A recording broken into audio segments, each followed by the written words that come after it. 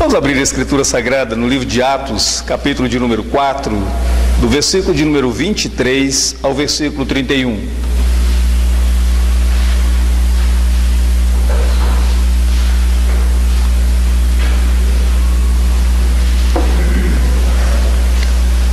Atos capítulo 4, do versículo 23 ao versículo 31. Eu sei que nós já pregamos sobre esse texto, já analisamos esse texto, mas em uma releitura do texto, eu observei alguns outros detalhes que eu gostaria de compartilhar com vocês nesta manhã. Diz assim o texto: uma vez soltos, procuraram os irmãos e lhes contaram quantas coisas lhes haviam dito os principais sacerdotes e os anciãos. Ouvindo isto, unânimes, levantaram a voz a Deus e disseram: Tu, soberano Senhor, que fizeste o céu, a terra, o mar e tudo o que neles há, que disseste por intermédio do Espírito Santo por boca de Davi, nosso pai, teu servo. Por que se enfureceram os gentios e os povos imaginaram coisas vãs? Levantaram-se os reis da terra e as autoridades ajuntaram-se a uma contra o Senhor e contra o seu ungido. Porque verdadeiramente se ajuntaram nesta cidade contra o teu santo servo Jesus, ao qual ungiste Herodes e Pôncio Pilatos, com gentios e gente de Israel, para fazerem tudo que a tua mão e o teu propósito determinaram.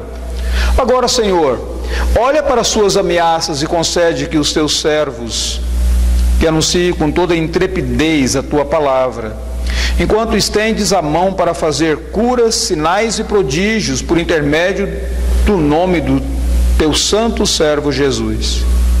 Tendo eles orado, tremeu o lugar onde estavam reunidos.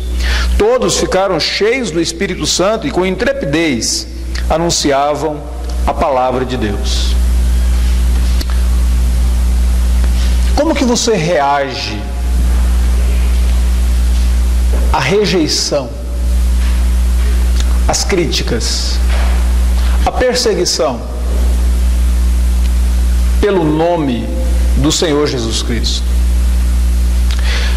Viver para Cristo e ter comunhão com Jesus Cristo no mundo em que nós vivemos pode ser extremamente difícil.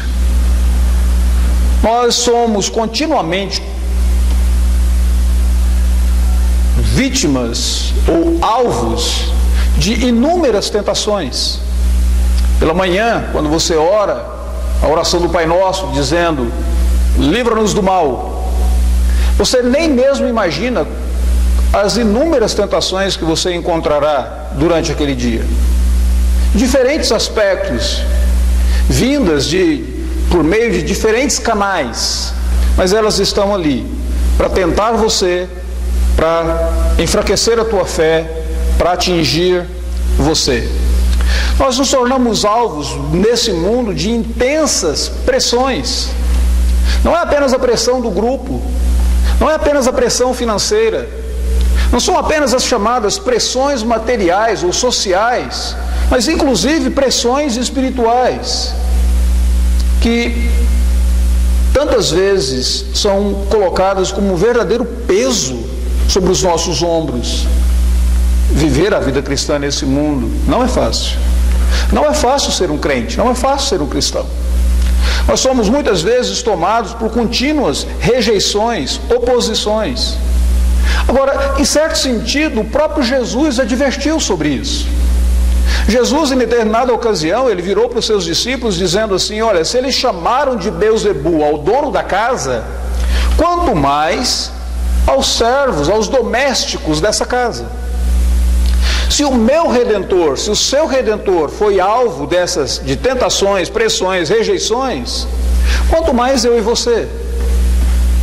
O próprio Senhor Jesus também disse aos seus discípulos: no mundo passais por aflições. A perspectiva que Jesus tinha do mundo e da sociedade, do mundo que nós vivemos, da sociedade ao redor, não era uma perspectiva romântica, mas era a perspectiva de que esse mundo é mundo de aflições.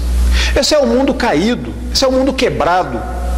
Nós nos relacionamos com pessoas caídas e pessoas quebradas.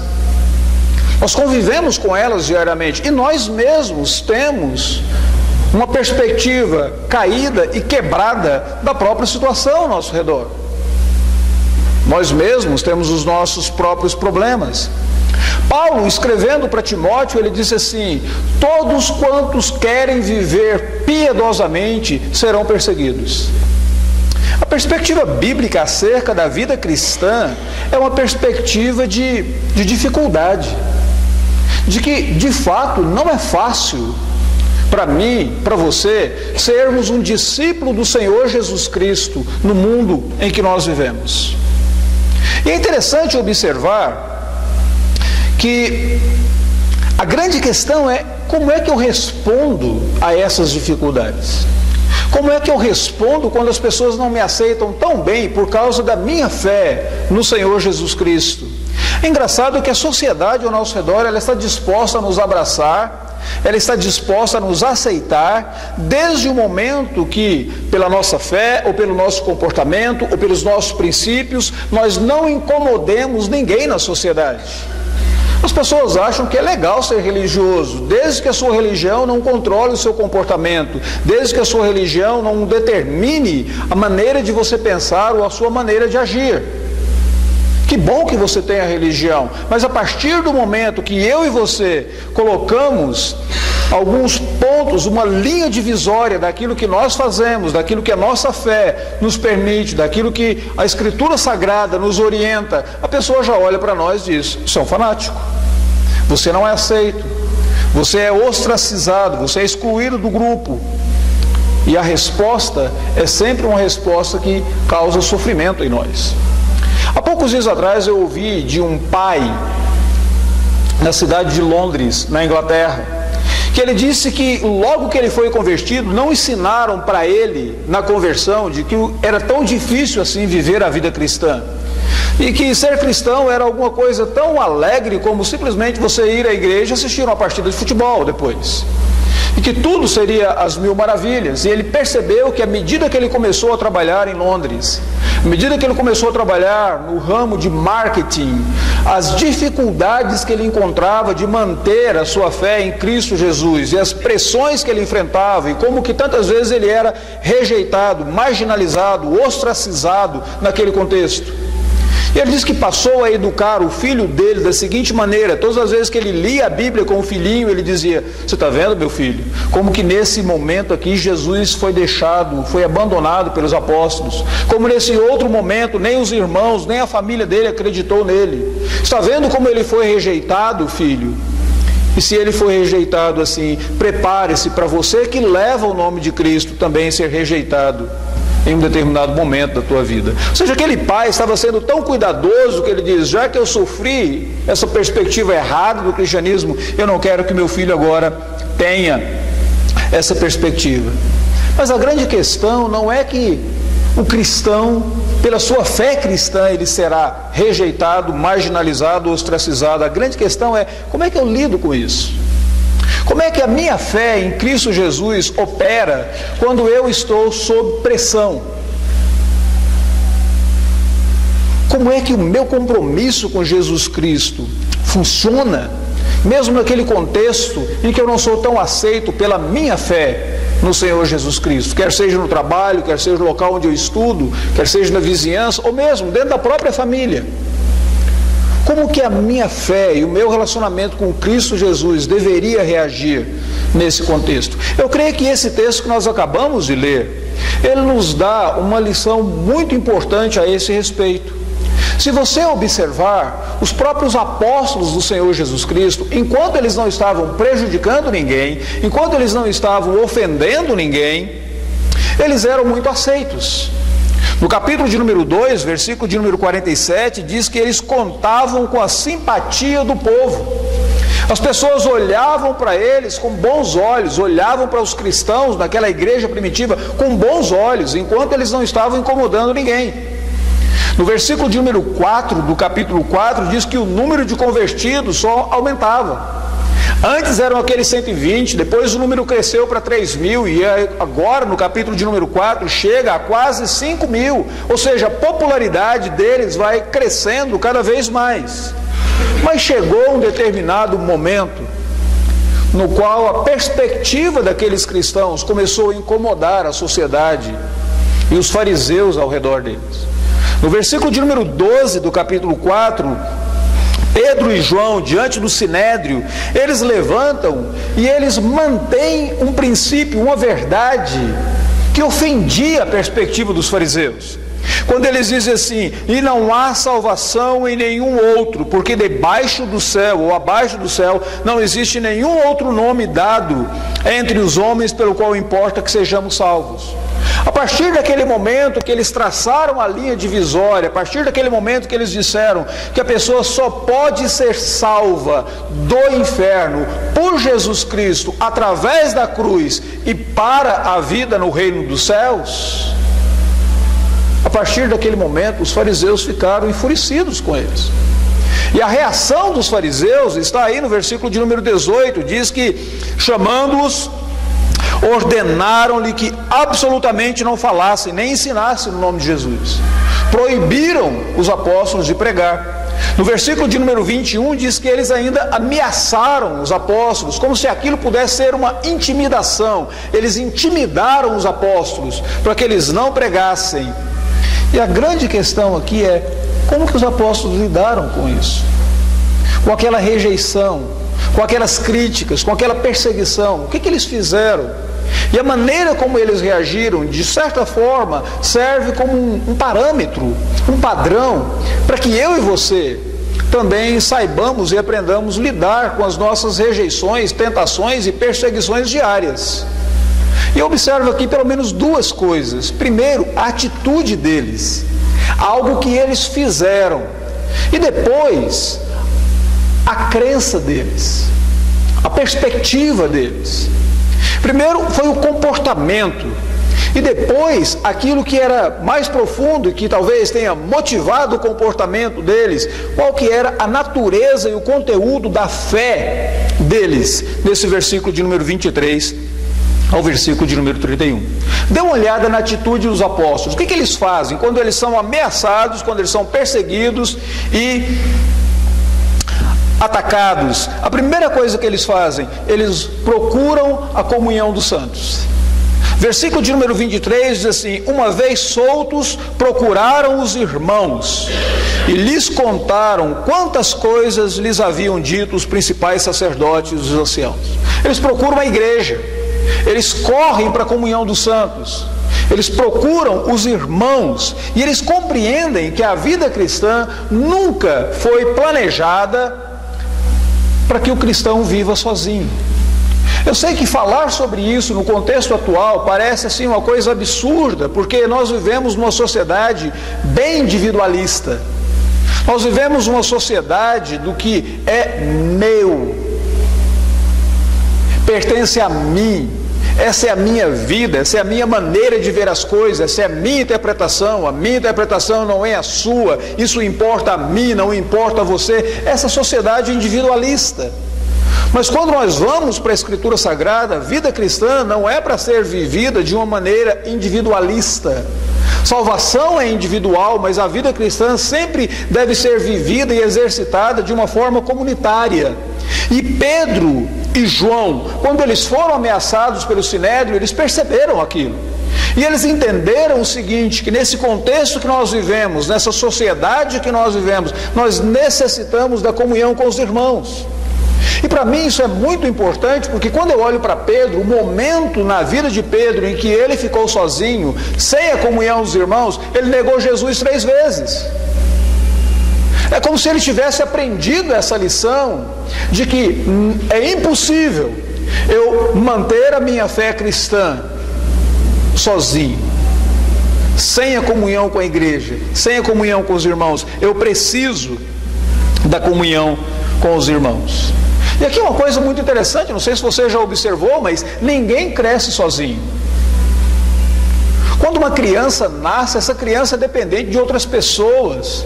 E essa criança começa a desenvolver, e ela precisa do convívio de outros para se desenvolver de uma maneira sadia, de tal forma que quando pais têm apenas uma criança, logo eles chegam àquela conclusão: vamos colocá-lo em uma creche, vamos colocá-lo em uma escolinha, para que ele tenha interação, interatividade com outras crianças,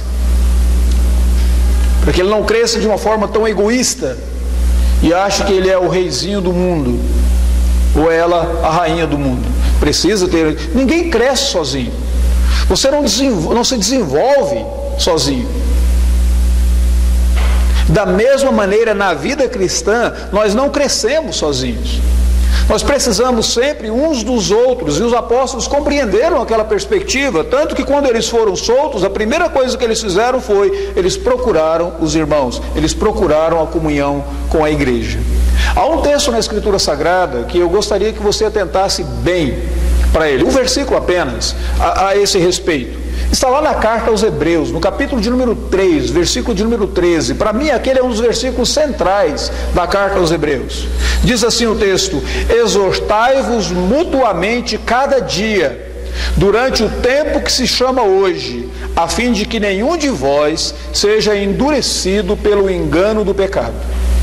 O pecado, ele engana.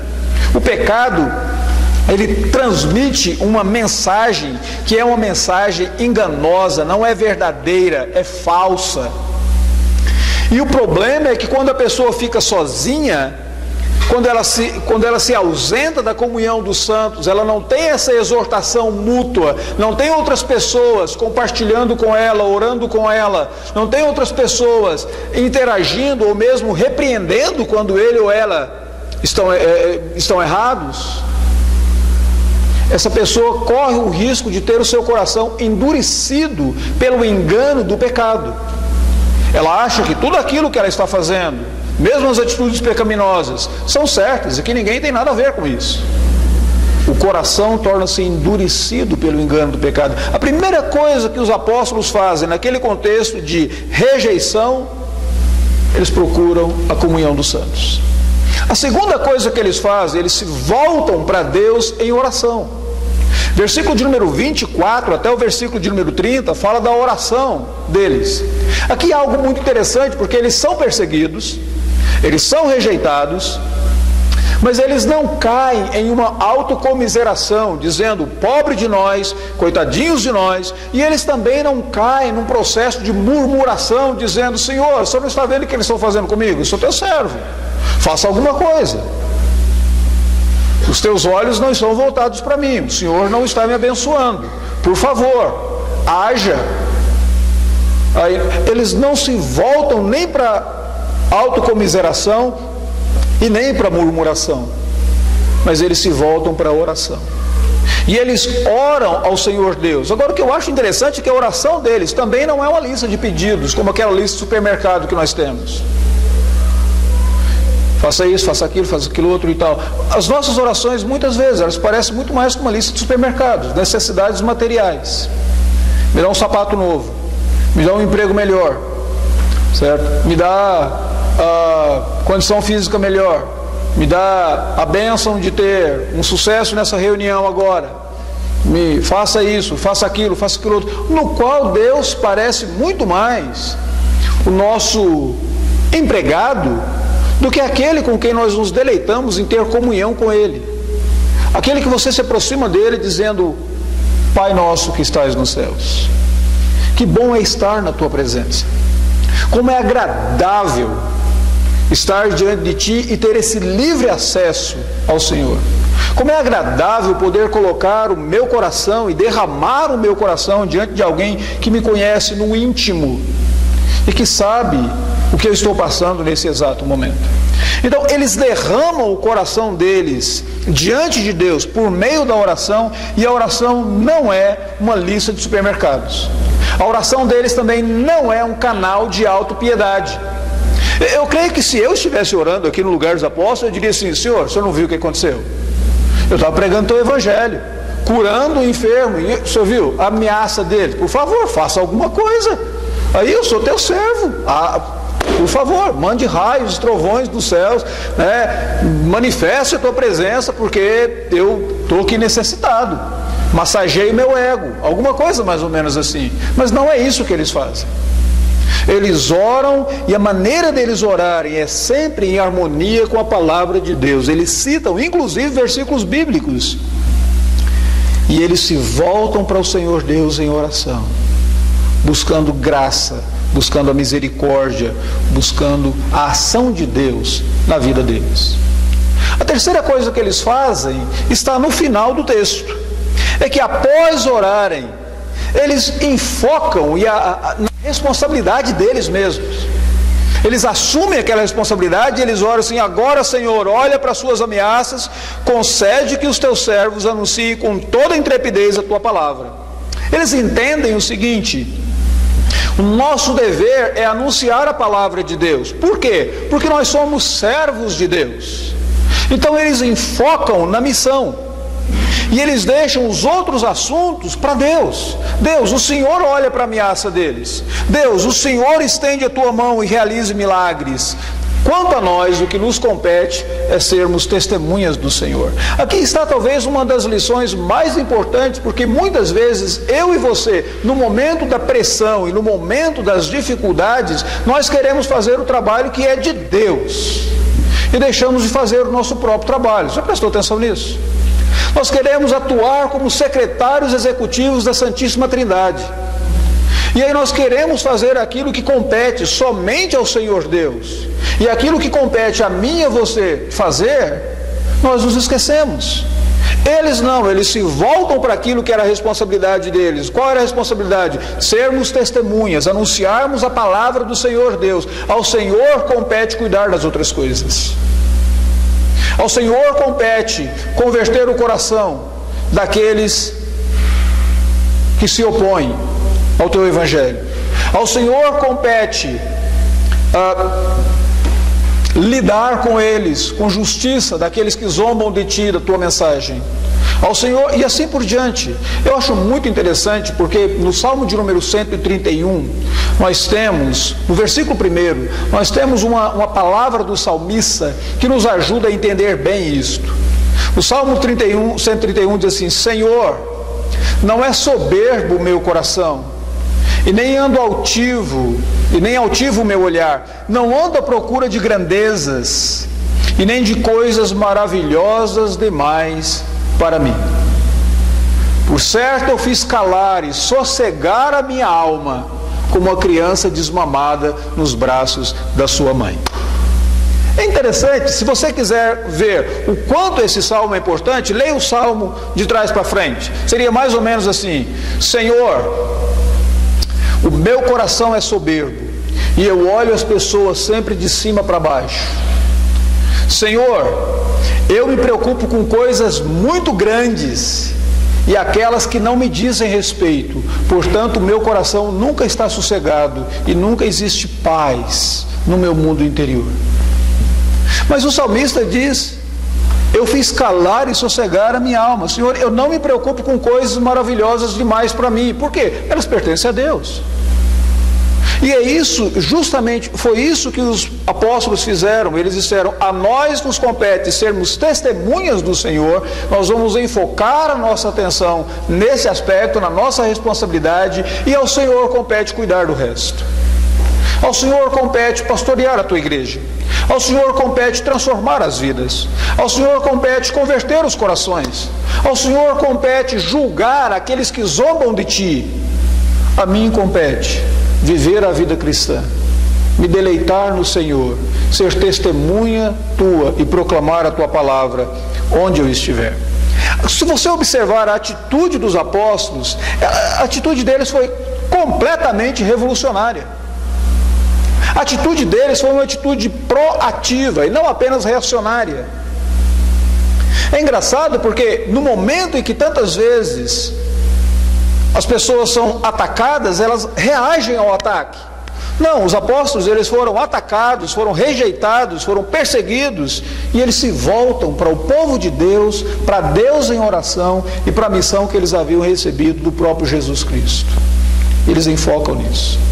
Essa é a primeira coisa que nós podemos observar nesse texto. A segunda coisa que nós podemos observar no texto é quando eles oram, eles revelam o conteúdo da fé deles. Eles revelam a perspectiva que eles têm sobre Deus, a perspectiva que eles têm acerca do Senhor Deus. E diz isso a partir do versículo de número 24. E aqui é uma coisa bem importante. Quando eu e você passamos por problemas, quando nós estivermos sob pressão, seja ela emocional, social ou mesmo a pressão espiritual, nós nunca começamos com os nossos problemas. Nós nunca começamos com as pessoas ao nosso redor. Nós nunca começamos com os nossos próprios sentimentos e as nossas próprias apreensões. Nós começamos com Deus. E a Bíblia Sagrada coloca de uma maneira até mesmo pedagógica isso. O primeiro versículo da Escritura Sagrada diz: no princípio, Deus. Na oração do Pai Nosso, Jesus ensina a orar dizendo: Pai nosso que estás no céu, santificado seja o teu nome. Você começa com Deus.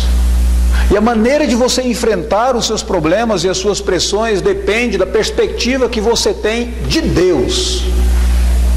De quão grande é o teu Deus. E de quão correta e quão bíblica é a sua perspectiva, o seu conceito sobre Deus. E qual é o conceito que eles têm de Deus? No versículo de número 24, eles têm a perspectiva de que Deus é aquele que controla todos os detalhes da vida. Diz assim: tu, soberano Senhor, que fizeste o céu, a terra, o mar e tudo o que neles há. A palavra soberano aqui, ela é importante. A palavra que aparece aqui no grego é tu, ó déspota. Déspota é aquele que tem controle absoluto. Quando você fala sobre um governo, um rei, um presidente que se tornou um déspota, é aquele que ele não aceita a intervenção.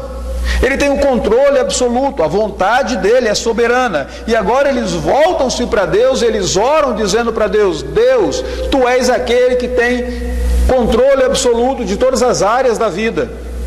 Não existe nenhuma placazinha para Deus escrita: não ultrapasse. Não existe nenhuma placa para Deus, um sinal dizendo somente pessoas autorizadas. Deus é aquele que ele tem o controle sobre todas as áreas da nossa vida. Por quê? Porque ele criou todas as coisas. O céu, a terra, diz o versículo de número 24, e tudo que neles há.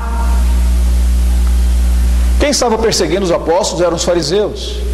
E agora os apóstolos entendem: o Senhor criou os fariseus, então o Senhor tem controle sobre eles. Você poderia dizer: por detrás dos fariseus estavam os anjos caídos, Satanás e as suas miríades. E eles poderiam dizer: o Senhor criou esses anjos, o Senhor tem controle sobre eles, o Senhor tem controle sobre as circunstâncias. Tu, soberano Senhor, cada detalhe da vida o Senhor controla. Satanás não é páreo para Deus, é criatura de Deus. Está sob o controle, o domínio de Deus, e foi reservado a ele o local do inferno para o seu julgamento eterno. Essa é a razão pela qual, quando eu e você lemos o livro de Jó, Satanás não pode atuar na vida de Jó sem a permissão do próprio Deus. Essa é a razão pela qual, quando Jesus Cristo conversa com seus discípulos e ele volta-se para Pedro e diz assim: Pedro, eis que Satanás vos requereu, enviou uma requisição, um pedido para te peneirar como trigo. Eu orei por ti. Eu orei por ti. Sabe qual que é a diferença entre Judas e Pedro? A oração de Jesus. Já prestou atenção nisso? A Bíblia diz que Judas era o filho da perdição. Satanás entrou nele e ele vendeu o Senhor Jesus. A Bíblia diz que Pedro foi também tentado e tomado e foi peneirado como trigo pelo próprio Satanás. Mas Jesus disse: eu roguei por ti, para que a tua fé não desfaleça. Não é importante você saber disso, que esse mesmo Cristo que disse para Pedro: eu roguei por ti, a Escritura Sagrada diz que ele vive agora para interceder por aqueles que se chegam a ele. Que fantástico isso!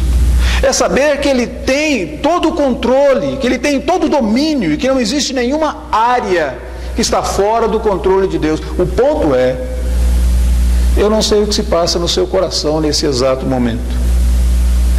Eu não sei o que pesa sobre a sua vida nesse momento. O que tem te roubado o sono, ou o que faz seu coração bater mais acelerado. Mas uma certeza eu tenho pela Escritura Sagrada, isso não está fora do controle do Deus soberano. Aquele era o conteúdo da fé dos apóstolos. A segunda coisa que da fé deles, se observa no versículo de número 25 e 26. Eles têm essa perspectiva de que o Deus a quem eles se dirigem é o Deus que interage com seus servos. No versículo de número 25 diz: tu disseste por intermédio do Espírito Santo por boca de Davi, nosso pai, o teu servo. Ou em outras palavras, eles estão dizendo: o Senhor é um Deus que fala, o Senhor é um Deus que se revela, o Senhor é um Deus que interage conosco, o Senhor não é um Deus que fica distante, o Senhor usa como instrumento da comunicação do Senhor a nós a tua própria palavra. O Senhor fala conosco por meio da tua palavra. O Senhor falou por intermédio do Espírito Santo por boca de Davi, e ele cita o Salmo de número 2. Fantástica essa perspectiva deles da inspiração da Escritura Sagrada. Na perspectiva deles, a Bíblia ela não contém a palavra de Deus, ela é a palavra de Deus. E eles compreendem que Deus fala conosco por meio da palavra dele. E o propósito de Deus falar conosco pela palavra dele é para que nesses momentos de dificuldades, pressões, rejeições, tentações e até mesmo opressões, nesses momentos nós nos voltemos para a palavra e tenhamos ali consolo para a nossa vida, alento para a nossa alma. Deus fala conosco por meio da sua palavra, e é essa perspectiva, o Deus que interage conosco, o Deus que está ativo, interagindo com a minha vida e a sua vida. Eu tenho uma suspeita de que a perspectiva que a maioria das pessoas tem sobre Deus, ela foi formatada pelos filmes de Hollywood e não pela Bíblia Sagrada. Eu não sei se você se lembra, mas tem alguns filmes que eles trazem uma perspectiva totalmente de um Deus ausente. Por exemplo, em 1977 teve um filme chamado O Advogado do Diabo. E tem uma cena naquele filme no qual Al Pacino, que faz o papel do diabo, de Satanás ali, ele entra em uma igreja. E quando ele entra naquela igreja, é uma igreja católica, tem uma água logo na entrada, por ali, e ele pega e zomba, coloca o dedo na boca e coloca na água, zombando, e ele reina em todo aquele filme. É como se Deus estivesse ausente. Deus não intervém, Deus não faz nada. É como se o diabo fosse muito mais ativo do que o próprio Deus. Mas não é apenas aquele filme. Pega um outro filme, uma comédia, Jim Carrey, em 2003, O Todo-Poderoso. Qual que é a perspectiva de Deus ali naquele filme de Hollywood? É do Deus que se ausenta e vira para o camarada e diz: a partir de agora você vai ser Deus, eu quero tirar umas férias, estou cansado de atender tantas orações assim, então eu vou me ausentar. Ou pega a perspectiva de Deus daquele filme Constantine, com Keanu Reeves. Novamente, é como se todas as hostes do mal estivessem ativas nesse mundo, mas Deus está ausente. Ou, quem sabe, mais recentemente, um filme com Anthony Hopkins, O Ritual, no qual Satanás aparece, ou de uma maneira mais cruel, opressora, mas é como se Deus estivesse distante. E agora a única coisa que tem que fazer depende dos seres humanos, e assim por diante. Não é essa a perspectiva bíblica em primeiro lugar, e não era essa a perspectiva que os apóstolos tinham sobre Deus no momento da aflição. A perspectiva que eles têm de Deus no momento da angústia, no momento da aflição, é: Deus é um Deus que intervém. Não importa quão grande é a dificuldade que eu e você enfrentemos, qual é o meu problema, qual é o seu problema, mas Deus é aquele Deus que intervém. Ele tem uma mensagem para o meu sofrimento, para a minha angústia, e Ele intervém na minha vida. Sabe quando é que você acha difícil essa intervenção, acreditar na intervenção de Deus? Quando você tem uma discussão com seu cônjuge. Já prestou atenção nisso? É como se você achasse que Deus é aquele que ele pode resolver todos os problemas do universo, menos converter o coração da tua esposa, ou menos converter o coração do teu marido. Aí nesse exato momento você descrê da intervenção de Deus. E você fica emburrado para um lado, ela fica emburrada para o outro, e o casal não se prostra de joelhos no chão, dizendo: Deus, intervém aqui, por favor, atue, porque nós estamos com um problema sério. Não era essa a perspectiva dos apóstolos. A perspectiva deles é de um Deus que intervém. A última coisa, a perspectiva deles sobre Deus é que Deus é aquele Deus que triunfa até sobre a rebelião. E Deus usa até a rebelião do rebelde. Tem que ser muito poderoso, tem que ser um ser muito poderoso para utilizar e se valer até da oposição dos seus inimigos para cumprir o seu propósito. E no versículo de número 27 até o versículo 28 ele diz: verdadeiramente se ajuntaram nessa cidade contra o teu santo servo Jesus, o qual ungiste Herodes, Pôncio Pilatos, os gentios, a gente de Israel, para fazerem tudo o que a tua mão e o teu propósito predeterminaram. Ele está dizendo: olha, na verdade eles se levantaram contra ti, eles se rebelaram contra o Senhor, e o Senhor tomou a rebeldia deles. E o Senhor fez com que na rebeldia deles, eles cumprissem o teu propósito. Tem que ser muito poderoso para fazer isso. Para você utilizar até e se valer até da rebelião dos seus inimigos. E fazer isso, atender ao seu propósito.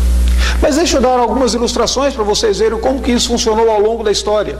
Lembra de José do Egito? Para os irmãos de José do Egito, eles estavam simplesmente se vendo livres daquele rapaz. Eu sempre que lembro da história de José do Egito, eu fico pensando, sabe quando você imagina assim que você faz parte de uma família que não é uma família muito boa? Imagina a situação de José. O melhor dos irmãozinhos dele queria vendê-lo, os outros todos queriam matá-lo. Aquilo era uma família problemática, não é? Então, você observa ali. E Deus, o que Deus faz? Deus atua de tal forma que através daquela atitude ele permite que o povo dele seja salvo. José se torna o segundo no Egito.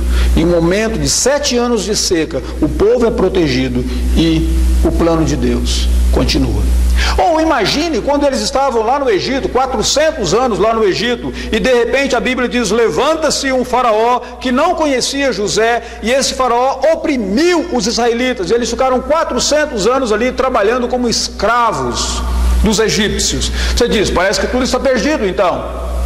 Mas a Bíblia diz: Deus os fez multiplicar, e eles entraram para o Egito como uma família, saíram do Egito como uma grande nação, poderosa nação, e Deus cumpriu a promessa que ele havia feito para Abraão, de que ele multiplicaria a descendência de Abraão de uma maneira grandiosa. Deus nunca está inativo. Deus é aquele que ele é poderoso para tomar até a oposição dos revoltosos e usá-la a favor ou para cumprimento do plano dele. Ou, pense por exemplo, na história de Esther. Esther é o livro da Bíblia no qual o nome de Deus não aparece, mas a mão de Deus está sempre presente. Acontecem algumas coisas no livro de Esther que você diz, não pode ser por coincidência. Eis que o rei dá um grande banquete, e no finalzinho do banquete ele manda que venha a sua esposa. Ele quer mostrar a esposa dele como o melhor troféu que ele tem. A esposa diz: eu não vou. E ele diz: a partir de agora está deposta do posto de rainha. Fazem um concurso de beleza. Naquele concurso de beleza, quem é escolhida é Esther. De repente, eis que o tio de Esther está passeando ali ao redor do palácio. Ele escuta alguns servos planejando matar o rei. Ele conta aquilo, é registrado num livro. Ninguém faz qualquer benefício para com ele. No momento em que o povo de Deus está em perigo, o rei tem uma insônia, e quando ele tem uma insônia, ele vai ler as crônicas, ele vai ler os livros, o livro de Atas. E lendo o livro de Atas, ele encontra o nome daquele tio de Esther, que havia avisado acerca do que aqueles antigos servos dele que estavam fazendo. E ele diz: o que foi feito para esse homem? Nada foi feito. E no momento que ele pensa o que se deve fazer, eis que chega o inimigo dos judeus. Ele diz: Amã, o que deve fazer ao homem a quem o rei quer honrar? Ele diz: que ele vista a roupa do rei, que coloque nele o anel do rei, e que ele suba no cavalo do rei, e uma pessoa passe pela cidade toda gritando: assim se faz o rei ao homem a quem ele quer honrar. E o rei diz: fantástico, Amã, vai lá e faz isso com o judeu Mordecai. Você pensa que é por acaso? A mão de Deus está presente ali. Deus é aquele que ele usa todas as circunstâncias, inclusive os atos dos rebeldes, em favor da sua causa. Ou considere, por exemplo, na morte de Estevão. Estevão, depois de ter pregado aquele sermão, ele foi apedrejado, e no momento que ele está sendo apedrejado, eis que um homem está ali consentindo com a sua morte. As vestes de Estevão estão sobre os pés de um homem chamado Saulo. Poucos dias depois, aquele homem é convertido. E mais tarde, ainda na sua velhice, próximo à sua morte, Paulo escreve a sua carta dizendo sobre a graça de Deus que salvou a ele, o principal dos pecadores. E ele vira e diz assim: a mim que fui um perseguidor da igreja. A maneira como Estevão sofreu, a maneira como Estevão morreu, provavelmente causou tamanho impacto no coração, na mente de Saulo, que ele não conseguiu se esquecer daquilo até mesmo na sua velhice. Deus é o Deus que triunfa até sobre a rebeldia dos rebeldes. E essa era a perspectiva deles. Minha pergunta para você: no momento em que você e eu enfrentamos nessa sociedade rejeição, críticas, perseguições, no momento em que nós passamos por pressões emocionais, sociais, espirituais, enfrentamos problemas mil, duas coisas: você tem utilizado os recursos que Deus deixou para o seu consolo? Você busca a comunhão dos santos? Você recorre a Deus em oração? Você focaliza na missão que Deus te deu para fazer? São recursos que Deus deu para você, para mim. Em último lugar, você tem cultivado uma perspectiva correta de Deus? Qual é a perspectiva que você tem sobre Deus? Ela é formada pelos filmes de Hollywood? Ou ela é uma perspectiva estruturada pelo ensinamento da palavra de Deus? Quem é Deus para você? Você tem criado um Deus conforme a sua imagem, a sua semelhança? Ou você se volta para a Escritura Sagrada, diz: esse é o verdadeiro Deus, e confiado e firmado nele é que eu vou enfrentar esse problema na minha vida, essa angústia, isso que me rouba o sono, é confiado nesse Deus verdadeiro. Vamos orar?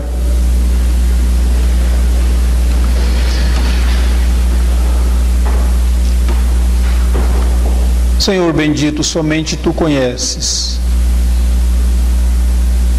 as angústias, as pressões, as dores, os problemas de cada um presente aqui esta manhã.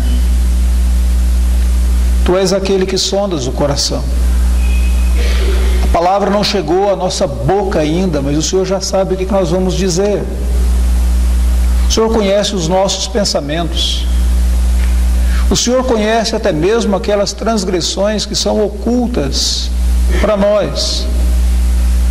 Nós pedimos ao Senhor nesta manhã: ó Deus, conceda a Tua graça, o Teu consolo, mas acima de tudo, abra os nossos olhos para vermos na Tua própria palavra, que o Senhor já nos concedeu, princípios, direcionamentos, orientações, para lidarmos com essas pressões, rejeições, perseguições, com essas preocupações que tantas vezes nos roubam a alegria, com essas preocupações que tantas vezes nos roubam o sono. Dá-nos a graça de descansarmos em Ti, de fazermos sossegar nossa alma no Deus que por nós tudo executa. Porque desde a antiguidade não se ouviu, nem se ouviu Deus como o Senhor, que trabalha para o bem daqueles que esperam em Ti. Nós esperamos em Ti, Senhor Deus. Sustenta-nos, fortaleça-nos, em o nome do Senhor Jesus nós suplicamos. Amém. Vamos ficar de pé.